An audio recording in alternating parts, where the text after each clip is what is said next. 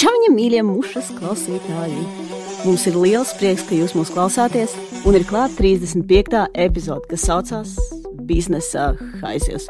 Mūsu iepriekšējai epizodē, kas saucās Sensuāli, ārkārtīgi labi ir gājis, baigi daudzi to ir klausījušies.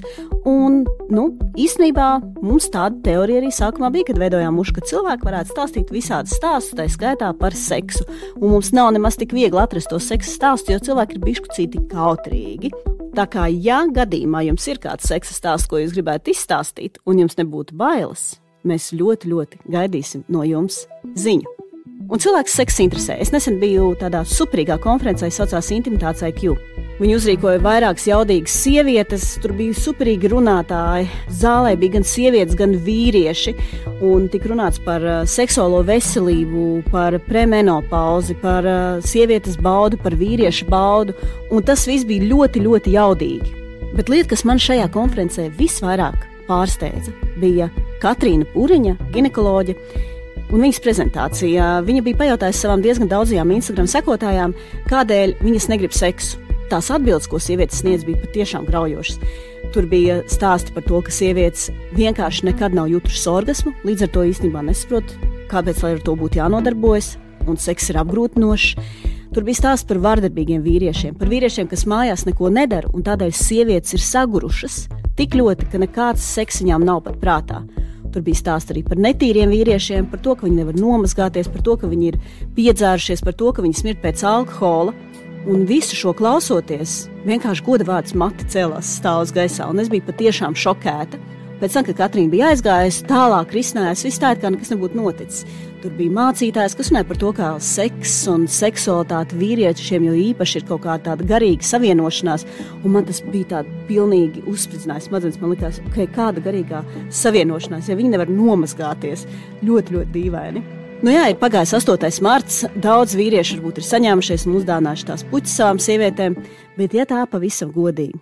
Būtu ļoti forši, ja vīrieši tomēr saņemtos, paši saņemtos un varbūt parunāt arī ar citiem saviem draugiem. Jo vīriešiem ir ļoti daudz brīvā laika. Es nesen ziņās lasīju, ka kārtējie vīriešu pētnieki ir ķēršies klāt mamuta, tā kā bioloģiskai izveidošanai no jauna. Es nezinu, kāds godvārds saucās, nezinātniec. Bet tad viņi gribēja radīt no jauna mamutu, ģenētiski modificēt. Un tas, kas viņiem sanāca beig galā, ir ļoti vilnaina pele. Un es šo lasīju, es domāju, bļāviens, tiem vīriešiem tiešām ir daudz brīvā laika. Viņi vienmēr ir iedomājušies, ka viņi grib to mamutu atnest mājās. Un tad ir nolēmuši, ka tas būs tas mamuts, ko es atnesīšu mājās, ģenētiski sekvencēts. Vīriešiem ir pārāk daudz brīvā laika. Viņi parasti nezina, kādēļ ir izšķīries viņa labākais draugs, bet tā kā domā par to, kā vajadzētu lidot uz Marsu un ka vajadzētu uztaisīt no jauna mamutus, tam gan viņiem pietiek laika. Tā kā vīrieši, tiešām, saņematies un pabikstat arī savējos vīriešus citus, kas ir jums blakus. Lai viņi arī bišķīt saņemās. Sievietes ir pelnījušas tos orgasmus, tā ir, tā vienkārši ir. Bet labi, cik daudz mēs par to runāsim, ir laiks parunāt par biznesa haizivīm. Šajā epizodē būs 3 vienkārši fenomenāli cilvēki, kas, starp citu, ir ļoti daudz ko sasnieguši akadēmiski. Tikai vienam no viņiem vēl nav doktora grāds, bet jau pavisam drīz būs.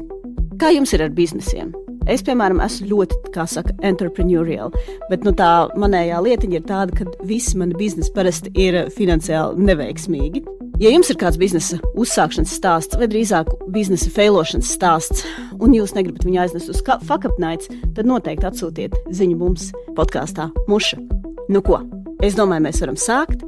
Pirmais stāsts – Dāvis Sīmanis, rokas darba nebijās. Jā, man ir dēls Dāvis. Viņš ir Dāvis 6. Mūsu dzimtā mēs esam Dāvi. Tāda tradīcija ir. Tāda paša kā Jāņa, bet mūsu gadījumā Dāvi.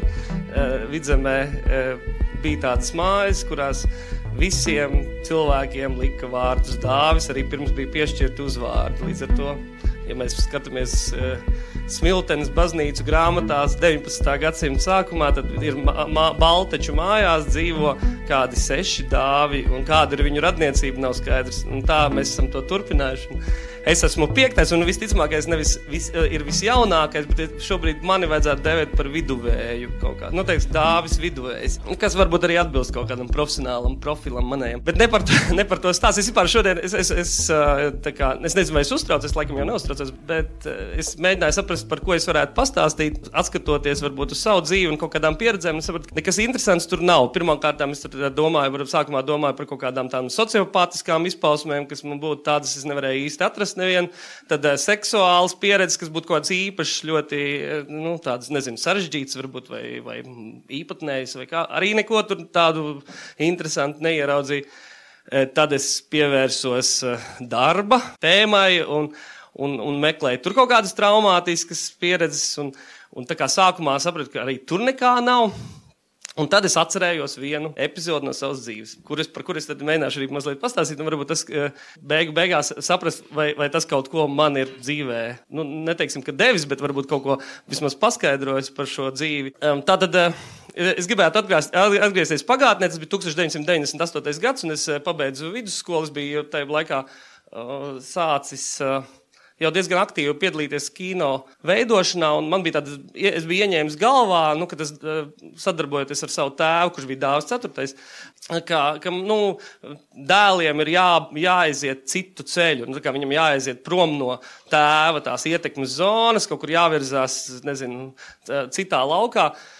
Un sekojot savas vecās mātes ļoti viedajam padomam, ka vienīgie cilvēki, kuri šajā pasaulē var izdzīvot, ir diplomāti, es aizgāju studēt politikas zinātni. Un tas bija milzīga neveiksme, jo tāpēc, ka politikas zinātne izrādījās tāda lieta, kas pirmām kārtām man neinteresē, bet otrām kārtām visi manā kursā smēķēja, bet toties es nesmēķēju. Es jau biju atmetis aptuveni 16 gadu vecumā smēķēšanu, un līdz ar to priekš manis tā galvenā problēma bija tāda, ka visi kursa kaut kādi uzdevumi, risinājumi, kā mēs varētu virzīties tālāk, teorijas un vispār tāda kopā būšana vienmēr notika kursams ārā smēķējot pie augstskolas. Ja? Bet es neiekļāvos šai pulciņā, man arī bija augsti, bieži vien es negribēju iet tādā rudens periodā, tur iet ārā ar viņiem, tēlot, ka es smēķēju, kad es nesmēķēju, un tādējādi es paliku viens. Un šī vientulība izraisīja manī ļoti spēcīgu vēlmi pamest šīs studijas, ko es arī izdarīju, aptuveni 2 mēnešus pēc viņu uzsākšanas. Tas tāds, ko dīvaini uvertīri. Un tas arī noveda pie šīs manas dzīves īpašās pieredzes, par ko es esmu centies nekad nerunāt. Un nesaprotu, kāpēc es to daru šodien. Tā ir pieredze, kā es kļuvu par autokrāsu ekspedītoru. Pirmkārt, varbūt jums rodās jautājums, kas ir ekspedītors. Dažiem vismaz varbūt autokrāsa varētu būt tā kā skaidrāk, tas ir tātad krāsa, ar ko krāso automašīnas. Bet ekspedītors ir cilvēks, kurš viņas izvadā. Ekspedītors vienkārši sēžās mašīnā no rīta un dodās uz noteiktām vietām, kur notiek šo mašīnu krāsošanu, un atbilstoši piegādā šīs gatavās krāsas. Viņa pienākumos ietilps arī to atsevišķos gadījumos šo krāsu pagatavošanu, un tad arī dažādu citu preču ar šo krāsošanu saistītu preču piegādi. Es, lai vienkārši eksistētu, lai izdzīvotu, es uzņēmos šo darbu uzreiz pēc savām politikas neveiksmīgajām studijām. Un patiešām sāku savu dzīvi kā ekspedītors. Un izrādījās, ka ekspedītora dzīve no vienas puses, lai arī ārēji šķietam interesanti, jo tu kā pavadi visu laiku, tu vari klausīties savu mīļāko mūziku, tur, nezinu, es tajā laikā aizrāvos, pirmo reizi sāku klausīties Māleru, un tad līdz ar to man vienmēr šajos garajos izbraucienos pa Rīgas ielām, kur visbiežāk bija milzīgs sastrēgums, un tu varēji ļoti daudz laika pavadīt klausoties to, kas tev interesē, bet tā pieredze izrādījās, tā patīkamā pieredze, viņa vienmēr tika aizvietot ar ļoti, ļoti traumātisku pieredzi, nokļūstot tajos punktos, kur tad piegādāja šīs te krāsas. Tie pamatā bija tādi autoservisi, kuros strādāja. Es negribu būt nekādā veidā šeit kaut kādas tur, nezinu, ksenofobijas vai nacionālā naida kurināšanas pazīmes izrādīt. Bet tur strādāja krievalodīgi un bieži vien ļoti, ļoti maz izglītoti cilvēki. Un viņi konstanti redzēja šajā ekspedītorā tādu kā savu dusmu izlādes objektu. Ja? Kad viņš ierodās tā kā tāds psihologs, bet nevis psihologs, kuram ir vara pār savu pacientu, nevis vara, bet tāda, ka viņš ar viņu runā kādās līdzīgās pozīcijās, bet tāds, ka psihologs ko pazemot. Nu, tā psiholoģija, tāda pazemošanas psiholoģija attiecībā pret pašu psihologu. Un tā bija tāda ļoti interesanta pieredze priekš manis. Sākotnēji nesapratu, kas notiek, un es sākumā uztvēru to, ka tā ir vienkārši tur neveiksmīga diena. Teiksim, cilvēkiem gadās, ne? Viņi tur kaut kāds, mājās konflikts, viņi ir ieradušies darbā, viņiem nav kaut kas nepatīk. Bet tagad ir ieradies kaut kāds cilvēks no ārpuses, tas eksternālais psihologs, un tagad mēs ar viņu pastrādāsim. Un tad viņi tur pastrādā.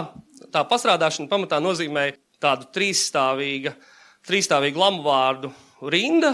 Pamatā visas preces, ko es piegādāju, bija nekvalitatīvas.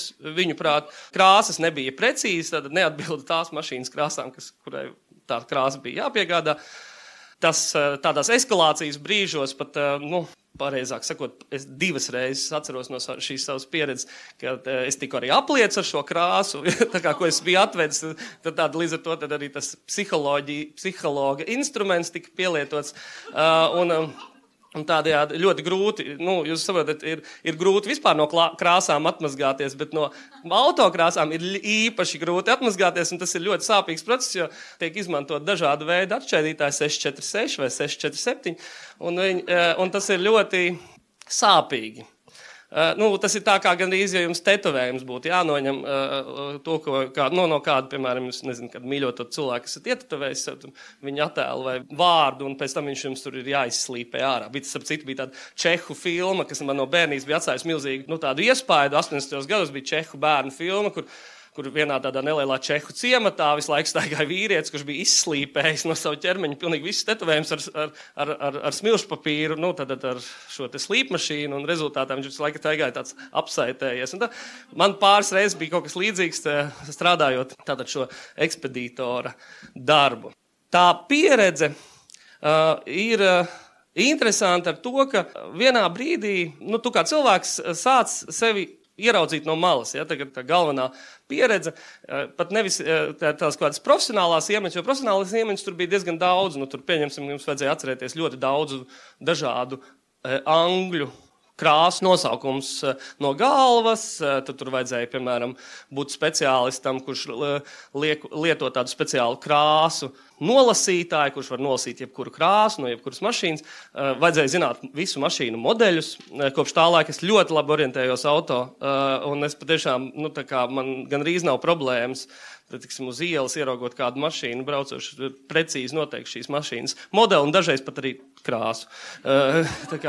Bet bija viena cita tāda pieredzes daļa, ko es domāju, ka ir tas arī tas lielais, varbūt, iegūms no šīs autokrāsu ekspedītora dzīves.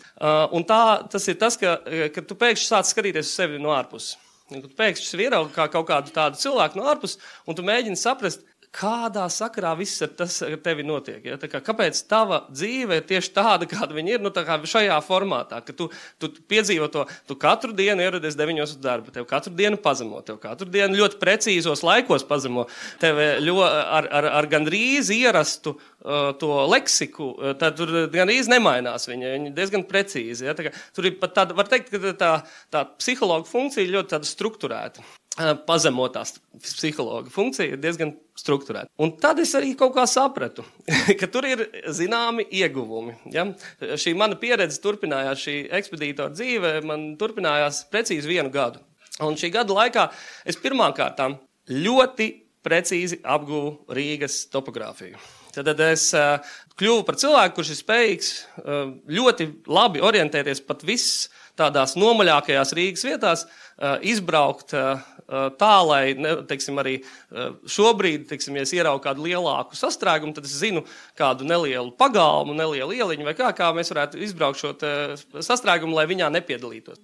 Patiešām ļoti praktisks iegūms.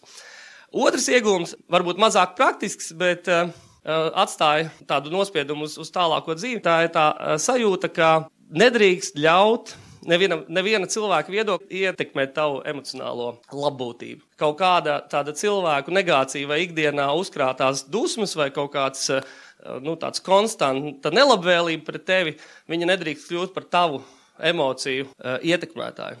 Un tā ir, starp citu, manuprāt, tāda fundamentāla mācība, ko ir ļoti patiesībā grūti pat iegūt, jo visbiežāk mēs pavadam laiku ar sev tuviem cilvēkiem, kuru emocijas mums ir svarīgas, pret kuriem mēs varam izturēties ar empātiju, ar kuriem mēs draudzējamies, ar kuriem mēs sarunājamies kaut kādā vienādā veidā, spoguļojamies viens otrā. Un tas ir tas, ko tur nevienā brīdī es neiegu, un kā rezultātā iemācījos, sevi savā veidā bloķēt no tā konstantā pazemojuma, kas man bija jāpieredz. Trešā lieta – sākt ienīst normētu darba laiku. Ja? Tātad pēc šī 1 gada darbības es nolēmu, ka es nekad vairs negribu atkārtot situāciju, kur man ir jāstrādā normēts darba laiks no tikiem līdz tikiem. Un tad, protams, es nolēmu šogad kandidēt uz Latvijas Kultūras akadēmijas rektora amatu, ko arī ieguvu. Ja? Tā kā tad, saprotat, mācība, kas man šķita sen labi iemācīta, izrādījās nekam līdz galam nederīga. Vēl viena lieta, un tā, manuprāt, pat pati svarīgākā, ka neskatoties uz visu to pazemojumu, neskatoties uz visu to, tas darbs ir emocionāli un psiholoģiski traumējošs, jebkurš darbs ir jāizdara. Un jebkurš darbs, ja viņu vispār uzņemās darīt, viņš ir jāizdara vislabākajā iespējamā veidā, neskatoties uz to, kā tas ietekmē jūsu tā brīža izjūtas, jūsu kaut kādu emocionālo patiešām labbūtību, savu klātbūtni šajā pasaulē. Šī sava veida pretruna, kaut kāda pretruna jau pašā saknē, priekš manis tajā brīdī kļuva skaidra, ka nav mazu darbu un nav lielu darbu, nav vieglu vai sarežģītu darbu. Ir vienkārši jebkurš darbs, ko jūs uzņematies, viņam jābūt ir nevainojamam no izpildes viedokļa. Pat, ja jūs esat šis pazemotais psihologs, kurš katru reizi, tā teikt, tiek izmantots par boksa maisu, starp citu arī vienreiz, tātad es arī ne tikai tiku nokrāsots, bet arī saņēmu arī tādu fizisku motivāciju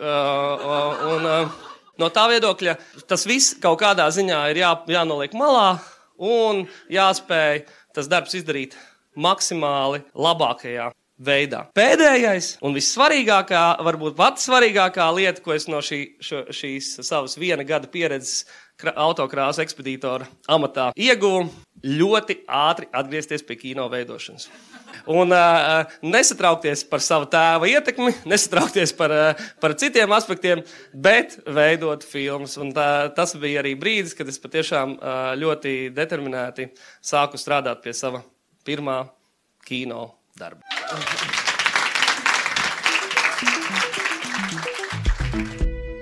Paldies tev, Dāvi, ka tu atradi laiku, lai izstāstītu mums stāstu par to, kā tad tu esi nonācis beigās līdz kino. Noteikti skatieties Dāvis Sīmaņa filmas. Marijas Klusums, starp citu, tagad ir pieejams. Lieliski ideja, vai ne? Paskatīties Marijas Klusumu kādā jaukā sestdienas vai svētdienas rītā vai kādā darba dienas vakarā. Mūsu otra runātāja ir brīnišķīga sieviete, kas dzīvo starp Kuldīgu un Rīgu, Ilze Jankovska, un viņai ir stāsts, kuru mēs nosaucām Kukulītis. Kā jau minēju, man sauc Ilze Jankovska. Jā, es iegūtu tikko doktora grādu. Bez tā visa es esmu arī Demokrātijas fonda valdes priekšsēdētāja, pasniedzu, docente, bet apmēram, būs jau gads, pirms gada es esmu arī pavārīte. Kuldīgā nav pavārītes. Bārā Didro Kuldīgā. Un tā kā šis būs stāsts, 2 vārdu sakot, par sievieti zinātnē un sievieti virtuvē. Didro ir svarīga atrašanās vieta, tam bāram, jo tādēļ, ka atrašanās vieta pasaka visu par viņu. Pirmkārt, viņš ir Kuldīgā. Jūs esat dzirdējuši, ka Kuldīga kļuva par UNESCO pilsētu. Kuldīgā aliņš maksā 5 eiro. Es priecājos, ka šeit ir 4, ja? Mēs arī turējām bārā, es psiholoģiski nevaru aliņu pa 5 pārdot. Ģirds man brālis, jo mēs kopā ar brāli atvērām. Viņš teica, liekam pa 5. Klienti saka arī, ko jūs stūbi esat, pa 4,50 vismaz. Lūk, UNESCO pilsēta, mums pat ir saskaņoti galdauti ar būvvaldi un pilsētas arhitekti. Un viens galdauts ir tādā klasiskā Kuldīgas pelēkā tonī, kā var iztēloties, tāds atturīgs. Rīdziniekiem ļoti pie tā patīk. Un otrs ir diezgan spilgti zilā. Un viss prasa ģirtam, kā tu dabūji šito cauri? Viņš saka, kad nāca tā būvvalde un tā pilsētas arhitekti, viņš teica, paskaties, tu tikai tā pastāv un uz tā galda apskaties, kā viņš rezonē un komplementē kuldīgas zilajām debesīm. Par laimi tajā mirklī bija zilas debesis, nevis pelēks. Vienādi sakot, mēs to dabūjām cauri. Tas ir tāds sasniegums. Kuldīgā ir svarīgi būt normālam. Brauc garām Kristaps, ratiņkrēslā viņš brauc garām. Viņš mums tāda saruna, viņš saka, kā tev iet? Es saku, pa bišķim. Viņš saka, super. Tad mēs arī, es saku, viņš saka, dzirdēja, ka tev bija dzimšanas diena. Es saku, jā, bija. Viņš saka, kad? 28. maijā. Cik palika? Es saku, 46. Viņš saka, normāli.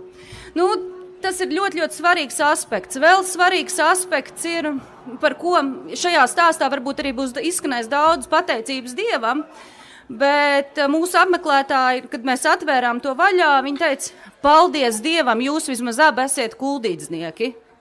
Ja tā nebūtu, tad vispār, un aizgāja prom. Bet kuldīgā ir būt svarīgi kuldīdzniekam. Un tas, man liekas, ir atsevišķās. Ja tu atbrauc, tu nodzīvo, mana mamma 45 gadu nodzīvojas. Nezinu, cik daudziem cilvēkiem matemātiku mācījusi un daļai iemācījusi. Un viņa tāpat līdz galam nav kuldīdzniece. Ja kāda gribās ļoti, paldies Dievam, mēs ar Ģirtu esam. Jo tēts un viss ir, tā kā, un Ģirts pat dzimis, es nejauši Rīgā piedzimu, jo ātrāk sākās dzemdības, ja, mammai. Bet, tā kā viss tur ir kārtībā mums ar to.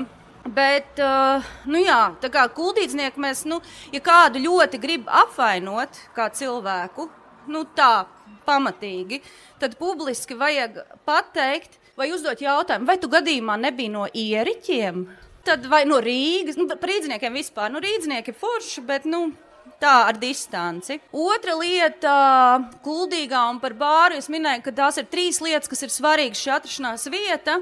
Un mēs to bāru atvērām veikalā Kukulītis. Kāds zina, tas ir senākais maizes veikals, viņš aizslēdzās ciet, pēc 5 mēnešiem bija izsole, mēs nosolījām godīgā izsoles ceļā, mēs atvērām. Lai saprastu, ko kuldīgai nozīmē Kukulītis, tas apmēram ir tā kā mošajā uztaisīt bāru. Tur nav faktiski nekāda atšķirību. Un tā kā tas bija senākais maizes veikals, Ģirts uzgleznoja tur tādu sievieti, puspliku uz sienas, uzlikām gaudauts, svaigas puķis, vajadzēja pa visām varītēm tās sveces. Es pretojos, bet viņam vajadzēja, labi, ir sveces puķis un plika sievieti pie, gandrīz plika. Smuki viss ir. Un kuldīgā nepatīka bišķiņi pa smuku, un kur vēl tas bišķiņi pa smuku Kukulītī. Bet atkal, protams, paldies Dievam, ka mēs esam kuldīdznieki. Un faktiski Didro jau ar pirmo atvēršanas mirkli kļuva ļoti slavens, jo kuldīgas aprindās. Pirmkārt, mēs to atvērām Kukulītī, otrkārt, mēs ar pirmo atvēršanas dienu nonācām Kurzemniekā ziņās, bet pirmā ziņa bija krimināla ziņās. Kaimiņi bija pasūdzējušies, ka mūsu galdi ir nelegāli izlikt ārā vasarā, jūlijā, bet izrādījās dokumenti viss kārtībā. Un Kurzemnieks, lai to tā likvidētu, šo dzērāju vietas Kukulītī tādu sajūtu, viņi uztaisīja tādu padziļinātu interviju ar mums abiem diviem, vajadzēja tur CV, sasniegumus, ka mēs esam, un, protams, galvenais uzsvars bija, ka mēs abi esam izglītoti un ka mēs abi esam kuldīdznieki. Tas bija gāja visam rakstam cauri, un tad kuldīdznieki sāka nākt, skatīties, kas tad tur ir. Un, protams, ienāk lielākā daļa prasīja maizīti. Es nesaprotu, kā cilvēki var tik daudz gribēt bulciņas. Visu laiku bulciņas līdzi ņemt, maizīt līdzi ņemt, nekad nesēdēt, neko.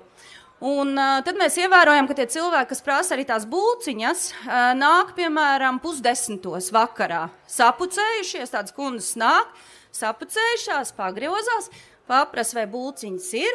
Nav, tā jau es domāju, izstāst kādu stāstu, cik te bija labi, ka bija Kukulītis un aiziet. Un tā tas visu laiku turpinās, un katram ir tās savs stāsts par to Kukulīti, un tāds viens, lai saprastu atkal, cik ir dziļi un cik tas Kukulītis bija populārs. Ienāk viens kungs, viņš saka, maizīt ir. Mēs sakam, nav maizīts. Viņš saka, šis tādā ļoti skumjā balsī, cik vien atturīgs kuldīdznieks ar skumju balsi uztaisīt, viņš saka, šis bija mans mīļākais veikals, kur es regulāri pirku maizīti. Un tad es saku, bet šis veikals jau nav 6 mēnešus. Un tad, tā dinamika, cik viņš regulāri to maizīti pirts, Ģirds man apklusināja, ka nevajag tā, jo tas ir tā arī nevisai pieklājīgi. Trešā lieta par to vietu. Kuldīgā mēs esam pretī, gandrīz bišķiņi pa diagonālīti Klondaikai. Un Kuldīgas Klondaika arī ir leģendāra vieta. Mums ir tāda savstarpējā dinamika, un Kuldīgas Klondaikas auditorijai mēs esam pēdiņu un neglīto sieviešu bārs. Un faktiski viņiem visiem dažreiz gribās, tādēļ es pilnībā tevi atbalstu, es arī taisu biedrību, kura rūpēsies par vīriešiem 40+ heteroseksuāliem, vai vismaz tādu, kur brīvi izrunā vārdu pēdiņi, un kuriem sirdī ir sakrājies. Un tad viņi nāk, un tad viņi dažreiz atzīst, ka gribās kaut ko smuku, un gribās arī tā, lai dod no stikla glāzes padzerties, vai arī nāk tad, kad baigi negribās kauties. Man šodien toči tāds nogurums bija uz sacensībām, un negribās, vai baigi nostrādājos tur objektā, un šodien man tiešām negribās kauties, un es nākušu pie jums pasēdēt. Un tad viņi sēž un pārsvarā stāst par savām mammītēm. Kas palikuši mājā un kurām nepatīk, ka viņi uz to Klondaiku iet, bet viņi var teikt, ka viņi ir aizgājuši, bet viņi arī īsti nevar teikt, ka viņi iet uz to Didro, jo tad pēdiņš, tas nav labā tāds, lūk. Un tad viņi stāst par mammītēm, Ģirds prasa, vai tad, mammīte ir arī vārdiņš, Viņš saka, mammīte, jūs saprotiet, tas nav, tā ir sieviņa. Viņš saka, sen jau mēs precējāmies, kur tad tāds vārdiņš? Viņš saka, mammīte mājā palika. Un tas ir tiešām, un pārsvarā mēs par ko runājam, mēs runājam par bērniem, cik viņus grūti ir audzināt, un cik viņus ir grūti mīlēt, un ka viņi neklaus, un cik tas ir dārgi. Un tad viņi atkal aiziet uz to Klondaiku. Mēs ar Ģirtu arī dažreiz aizējam uz Klondaiku. Un ar Klondaiku saistās tas, ka es nonācu atkal popularitātei Kurzemniekā. Gandrīz brālis atturēja. Es biju arī nonākusi Klondaikā, jo nevarēju izsaukt taksu uz Didro. Domāju, Klondaikā jau palīdzēs. Paņēmu dažus saliņus vēl, un pie bāra sēdēja tādi jaunieši. Diezgan tādi nepatīkami. Man patīk jaunieši vispār un tā, bet ir sevišķi tāds viens. Un iespējams, ka es viņus nosaucu pa muļķiem vai kā, un tad man vajadzēja pierādīt un pamatot, ka viņi nav visai gudri, un tad es mēģināju domāt sarežģītāko reizrēķinu, ko ātri paprasīt, lai pārbaudītu, cik viņi gudri ir, un es prasīju, cik ir 7x8, un pēc tam jau pat aizmirsu, un tad pēc kāda laika viņš sauc, viņi ir ieguglējuši, aprēķinājuši, ir 56. Un tad nākamā dienā man kāds izsauc arī taks, varbūt ar policiju bija, bet es neatceros līdz galam. Vienā sakot, mājās nonāca kāds no Klondaikas draugiem, bija izsaucis taks, es zināju, kur man aizvest, viss labi. Un nākamā rītā zvanīja no Kurzemnieka un teica, lai pastāst man attieksmi pret Klondaiku. Es teicu, ka es neko sliktu neteikšu. Es saku, lai zvanu Ģirtam. Zvanīju Ģirtam, un viņi teica, ja tu Ģirt nepastāstīsi savu attieksmi pret Klondaiku, būs Kurzemniekā kriminālās ziņās, ka sieviete uzbāžās ar aritmētiskiem uzdevumiem Klondaikas apmeklētājiem. Par to ir izraidīta ar policiju. Faktiski man tāds popularitātes vilnis Kurzemniekā nav bijis, kopš es biju pusaudze. Tad es biju Miss Basketbols, kas bija Kurzemniekā atspoguļots par dažām olimpiādēm, tur fizika, ķīmija, un tagad man ir tāds otrs popularitātes vilnis. Un tā ir arī ļoti svarīgā lieta, bet tā būtība, protams, ir apmeklētāji, jo tie apmeklētāji ir ļoti spilgti. Man ļoti ja jūs nolasīsiet ironiju, tā ironija man nav vispār nekāda. Man liekas, ka es esmu kļuvusi patiesi bagātāk, pazīstot ļoti daudz un dažādus cilvēkus. Un Kuldīgā ir tā svarīgā lieta, man riebjās vārds kopiena, būvēsim kopienas. Bet Kuldīgā ir tā kopienas sajūta, ka kādam tur ķirši birsta, tev ir jāskrien. Un Kuldīgi ir tā kopienas sajūta, un arī ir ļoti, ļoti svarīgi, ka ka es arī Kuldīgai atgriežu kaut ko ne UNESCO mantojumu, un arī pat ne Latvijas kanonā ierakstītu, bet Kuldīgas radziņu. Un Kuldīgas radziņš ir tāda lieta, tas, ko Kuldīgas maisa ceptu piedošanu. Es ceru, ka jūs neizpaudīsiet nevienam Kuldīgā, ko es jums šovakar stāstīju. Kuldīgas radziņš tas ir ar ķīmenēm sāli, viņu var atvērt vaļā, un es ļoti ilgi nočakarējos, lai dabūtu īsto. Un es tādu dabūju, un es tādu cepu. Es kaut kādas 4 stundas, un es varu izcept 20. Man nāk cilvēki, ka viņiem vajag naktī to radziņu aizvest kādam, tad ienāk tur arī no kaimiņiem. Viņi saka, vai var iedot man radziņu līdzi? Es radziņu līdzi nedod labprāt. Tad viņi saka, man pieskatīja 2 dienas kaimiņš suni, man viņam kaut kas īsts no Kuldīgas jāaizved. Un tad es iesaiņoju un tad aizvedu. Un vienreiz bija arī 2 naktī un sēdēja arī tāds jauns vīrietis. Un viņš pirms tam arī viņš tā sēdēja, viņš daudz ar citiem nerunāja. Viņš tikai uzdeva man vienu jautājumu, kā man liekas, kas ir skaistāks ķieģelis vai akmens. Tad viņš teica, ka viņš varētu šajā naktī apciemot mirušā opja brāli, kuram jau 82 gadi. Un viņam neskādēļ sajūtās, ka viņš jūtās ļoti, ļoti vientuļš, tas opja brālis. Un viņš saka, bet man viņam kaut kas jāiznes. Un tad es iesaiņoju to radziņu, un tad viņš viņu aiznesa. Un tā kaut kā, vai tas ir baigais bizness, spriežot pēc kontu izdrukām, noteikti nē. Es noteikti tagad brīvdienās braukšu, atgriezīšos nekādu 5 eiro pāliņu. Es nevaru tāliņu tirgot, tas ir vienkārši, man tas liekas vājprāts. Jā, atgriezīšos pēc 4 eiro pāliņu, lai ciešam zaudējumus, izcepšu kaut kādus radziņus. Ir kaut kā tā. Tā kā paldies! Paldies, Ilze! Paldies par to, ka tu dalies ar mums šajā stāstā. Ja jūs Kuldīgā esat kādā jaukā vakarā, un tagad būs saulīta un siltāks, un cilvēki arvien vairāk un vairāk brauks uz Kuldīgu, noteikti aiziet uz Didro bāru un sasveicinieties ar Ilzi vai citiem cilvēkiem, kas tur vienmēr tusē. Un ir laiks 3. stāstam. 3. stāstu stāsta cilvēks, kas ir nodarbojies ar ļoti daudziem biznesiem un pašlaik darbojas akadēmiskajā vidē. Jūs viņu droši vien esat bieži redzējuši Delfos vai kādos citos mēdījos, kur viņš ar gudru seju stāst par to, kas ir kritiskā domāšana un kādēļ ūdensādars nevar atrast nemaz tik viegli, vai drīzāk var atrast pārāk viegli, un kādēļ tarot kārtas nestrādā. Īsāk runājot, bojāt citiem dzīvi. Ja? Bojāt citiem dzīvi, stāstot par to, ka arī numeroloģija nestrādā. Dāmas un cilvēki, Mārtiņa Priedola stāsts biznesa haizivs. Stāstu sākšu ar to, ka Džema jau kādu laiku mēģina man šurp dabūt. Nezinu, vismaz kāds 4 reizes prasījis. Būsi uz nākamo, nāksi, stāstīsi. Vēl pāris reizes arī Linda to teikusi ir, ja? Un uz pēdējo reizi es vairs nevarēju atbildēt nē. Ziniet, kā, ja pietiekam daudz reizes prasa, tad beigās jāpasaka ir jā. Bet man arī bija tāda ziņa, kā, par ko lai es stāstu. Diezgan daudz ir pieredzēts, varētu kādu jauku stāstu pastāstīt, kā no Indijas bēgu, piemēram, no universitātes, kurā biju aizbraucis studēt vai pa ceļojumiem. Bet nē, nocitēšu, ja? Tātad es pajautāju Džemai, bet par ko man stāstīt? Uz ko sekoja 3 īsas atbildes. Mani interesē tavi biznesi. Tur ir labi stāsti. Par to, kā tevi piekāva. Skaidrs, tātad mani jāstāst par to, kā mani piekāva savu laiku, kad man bija kāds uzņēmums, bet tas stāsts nav pārāk garš, tāpēc es uzrakstīju par visām sliktajām pieredzēm manos biznesos. Bet mazliet aizejot atpakaļ, ir skaidrs, ka ir kaut kāda daļa no cilvēkiem, kur ir tā saucamais vai uzņēmēja gēns, vai tie, kas grib būt biznesos, vai strādāt paši, vai pelnīt paši.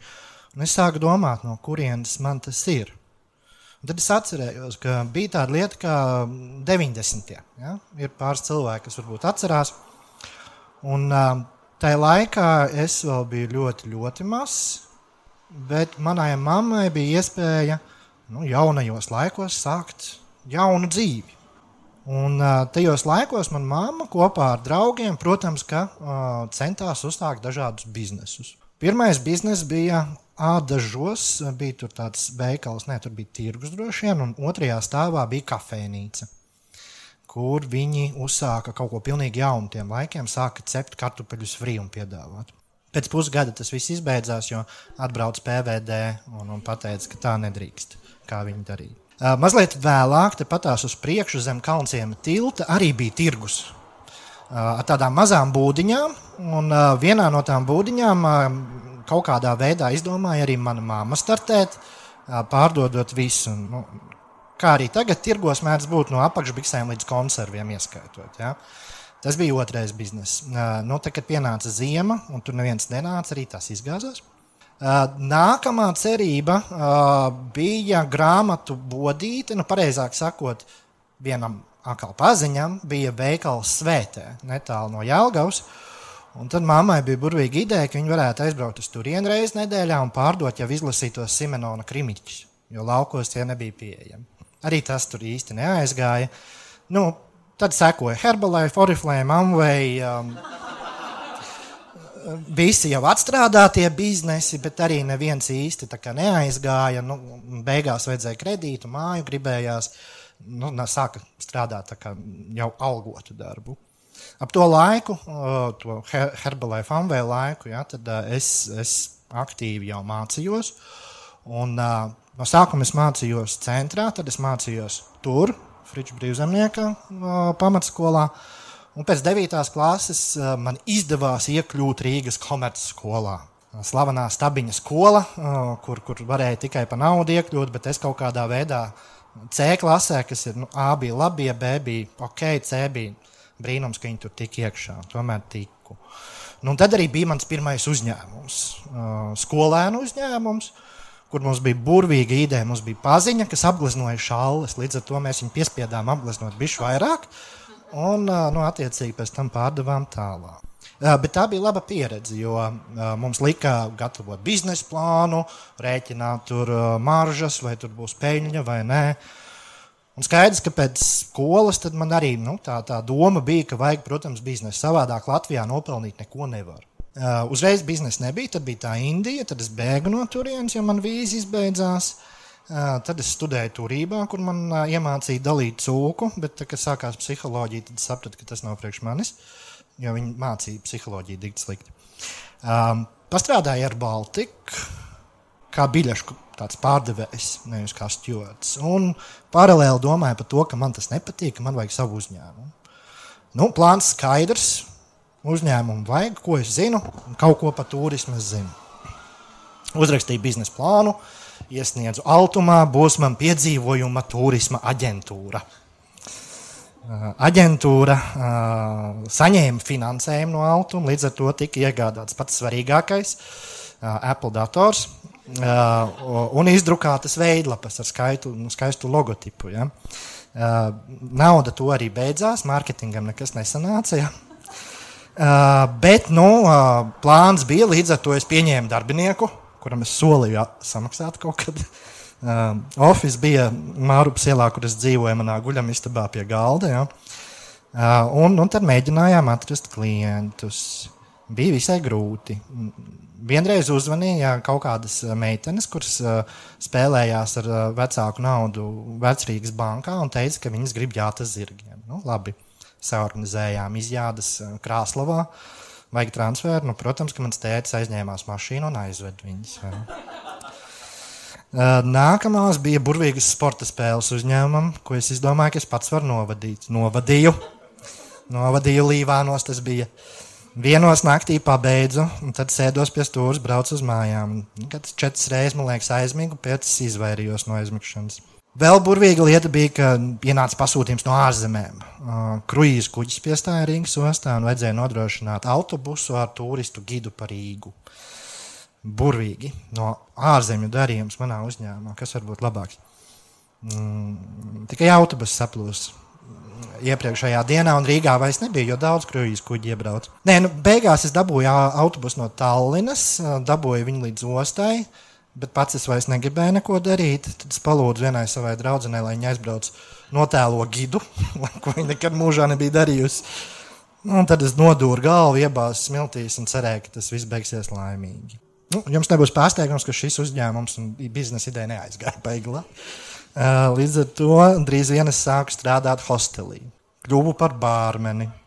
Par bārmeni kļūstot, tu kļūsti par vēl daudzām lietām. Tu saproti, ka darbs ar alkoholu iet roku rokā. Bet sevišķi, ja viņš ir pieejams. Un, protams, ka tu zini vislabāk, kā visu darīt. Līdz ar to tas, kā hostels bija uztaisīts, Old Town Hostel, ja kāds atcerās tādu pretī klubam depo, ja, tas ritīgi nerulēja, līdz ar to ar pārējiem mēs izdomājam, mēs varam uztaisīt labāk, vai ne?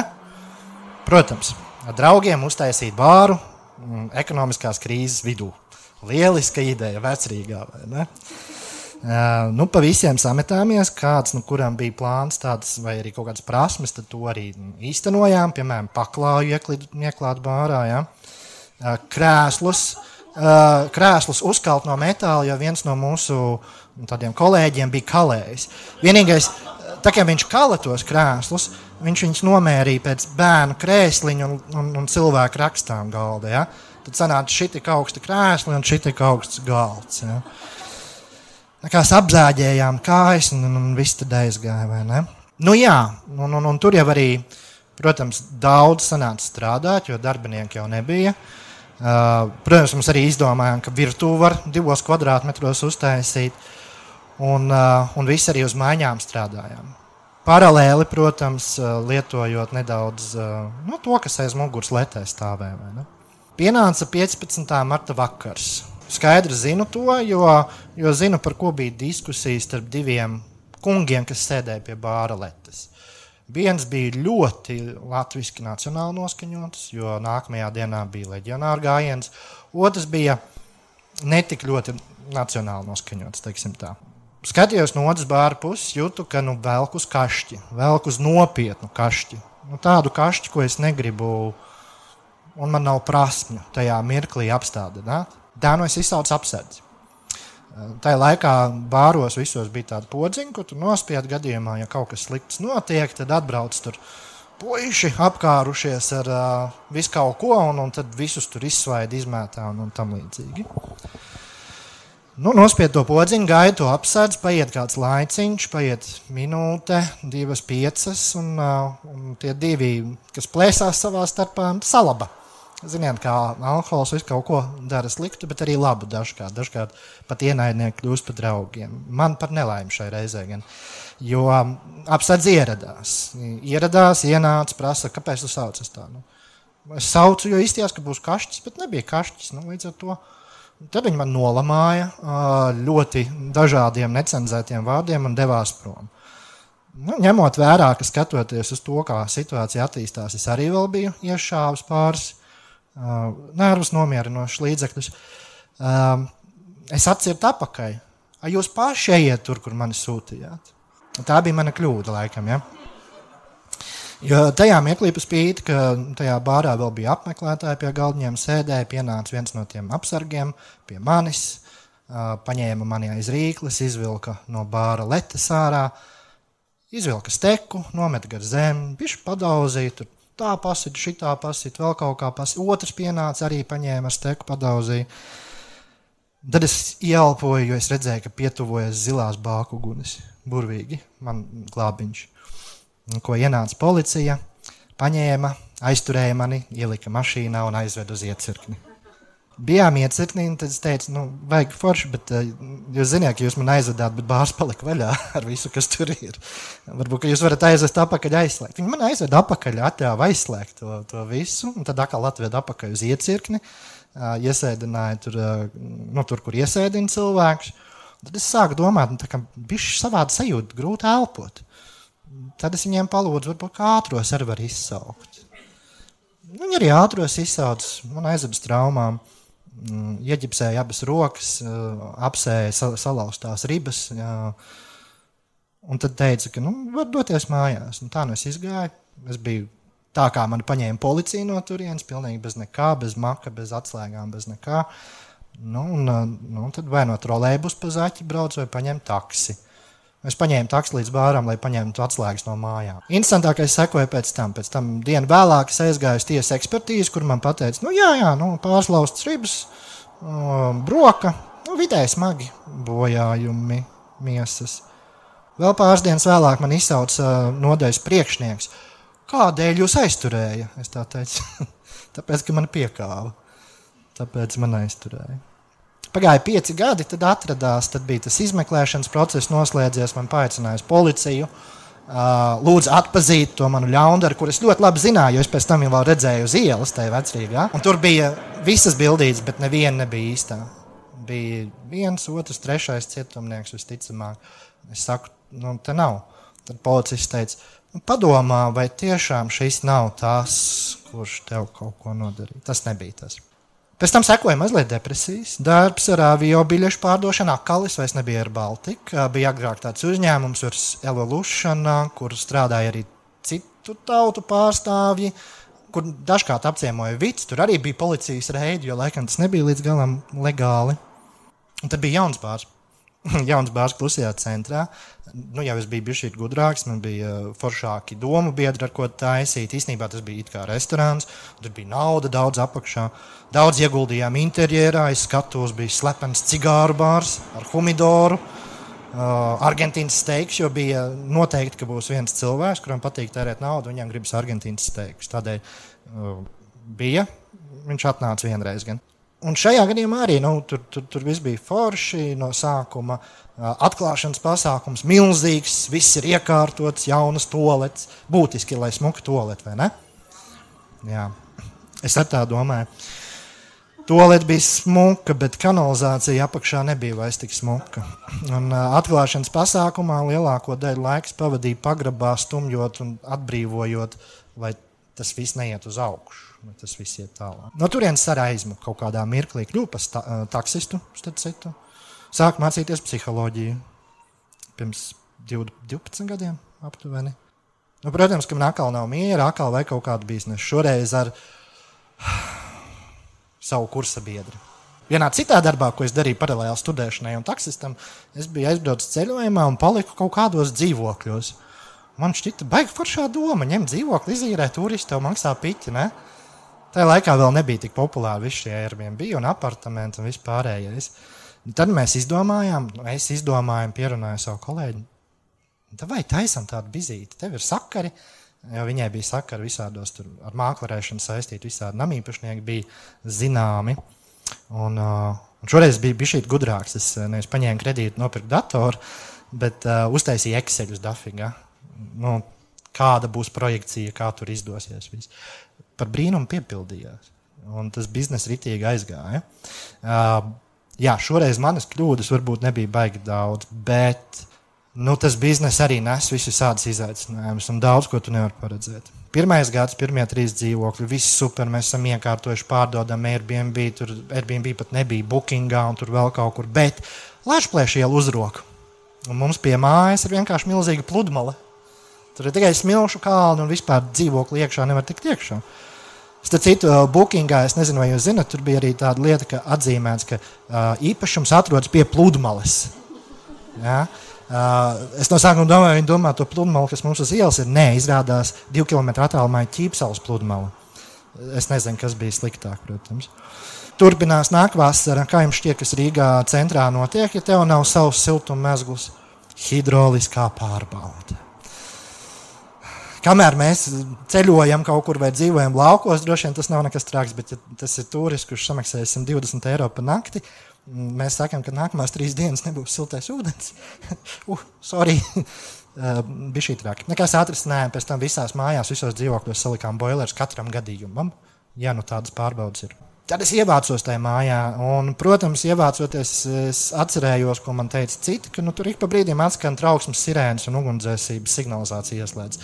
Tas notika regulāri, un vai no nakts melnumā, vai tieši agri no rīta, kaut kādos 5 no rīta. Ņemot vērā, ka es tur dzīvoju, kā es domāju, kurš no 6. stāva uz 1. kāpu, lai izslēgt viņu. Es, protams, jo kāds atkal pīpēja. Tad mēdz gadīties, ka turists pamostās nevis gultā, bet trepēs. Pazaudējis atslēgas. Neko izsaucam kramplaus, jo izrādās mums nav rezerves atslēgas, esam atdevuši viņas, ja. Uzlaužam turis un tur ielaižam turistu, bet viņam priekšā gaida viņa meitene. Viņa bija bišķi pat rāku izsvinējusies, līdz ar to nedzirdēja, kā mēs ar fleksējam vaļā turis. Tad vēl sākās būvniecība blakus zemes gabalā tajā mājai, kurā atrada 2. pasaules kara bumbu. Līdz ar to bišķīt jāpalūdz visus evakuēties, kad policijai prasām, kāpēc oficiāli neevakuē. Viņi teica, pēc tiem parametriem vajadzētu pusi Vecrīgas arī evakuēt, jo tas rādījus pārāk liela. Mēs ātri savāksim, aizvedīsim, iznīcināsim, jā. Sāks fasādes remontdara, bija turisti bez lifta lien cauri visiem tiem stalažām, jā, kas tur ir saliktas, jā. No rīta turisti atnāk sūdzēs, jo redz, viņi pamostās un redz pie loga, ka kāds viņiem krāso apmalīt un skatās iekšā. Jā, bija arī romu tautas iedzīvotāji, kas ievācās, bet negribēja izvākties. Arī samaksāt baigi negribēja. Un tad bija pandēmija. Lieliska turisma biznesam.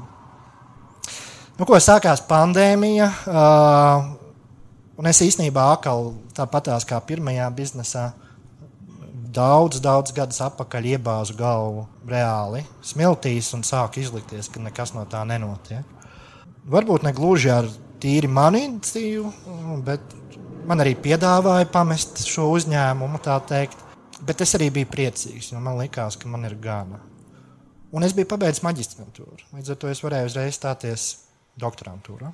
Ir pagājuši 4 gadi, un es vairs neesmu uzņēmējs. Un es esmu dikti priecīgs. Es ritīgi labi pa naktīm guļu. Man ir ritīgi jautri ar studentiem. Man ir ritīgi jautri pētniecībā. Un man absolūti netrūkst naktīs domāt par to, vai rītdien būs nauda, vai es izgulēšos, vai nebūs bumba blakus mājā atrast, un tādēļ man būs jāatriež kādam naudu. Bet kāja mēdz paslīdēt. Pagājuši gadu ap šo laiku bija tāda neķītra doma, ka varētu kaut ko pabiznesot. Varbūt jūs esat dzirdējuši par tādu lietu kā print on demand. Ja? Tad, es izdomāju, ka jūs varat pasēdēt pie datora un pazīmēt, un pēc tam var tur pārdot kaut kādas tēkreklus vai uzlīmes. Un īstenībā tas pat ir labi aizgāja, jo 3 dienas es tur pazīmēju, tad man apnika. Un tad ik mēnesi kaut kā 10 eiro atnāk, 20 eiro atnāk, un tā kontā ieskaitās tev. Tagad pa gadu jau bija 200. Vienīgais pirms pāris mēnešiem atnāca arī pavēst no ASV tiesas, ka es pārkāpu autortiesības.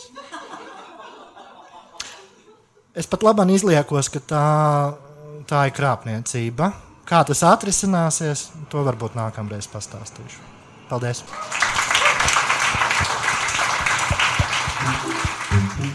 Nu ko, biznesa haizivju epizode ir beigusies. Nākamā, starp citu, sauksies ģimenes lietas. Un tur būs diezgan spēcīga Liepājas pārstāvniecība. Ja jums patīk mūsu podkāsts, lūdzu, laikojiet un šērojiet. Uzaiciniet mūs pie sevis. Jā, tā kā mēs bijām, piemēram, Liepājā, brīnišķīgajā, draudzīgajā, skaistajā Pegaza pagalmā. Mēs varam atbraukt pie jums ciemos, un mēs gribam dzirdēt jūsu stāstus. Droši sūtiet tos mums vai nu uz podcasts@gmail.com vai sociālajos tīklos. Mīliet viens otru, apskaujieties, vīrieši saņematies, un sievietēm pienākas viņu orgasmi. Viss kā parasti. Es nezinu, vai jūs pamanījāt vai nē, bet man Džēmai Sudrabai ir solo tūra. Sauc sievišķība. Es esmu bijis jau Cēsīs un Valmierā, un pavisam drīz būšu Jālgavā, Saldū, Liepājā un mājā arī Rīgā. Ja tu gribi, lai es atbraucu uz tavu pilsētu, atrakst man sociālajos tīklos. Bet visādi citādi tiekamies kādā no pilsētām manā solo stand-up tūrē. Un svarīgākais, biļetes var nopirkt portālā bezrindas.lv. Podkāstu Muša veidoju es, Džēma Sudraba, Marta Herca, Agata Mežula, Aneta Valaina, Anna Katrīna Elme un Linārds Ronka. Bučiņās!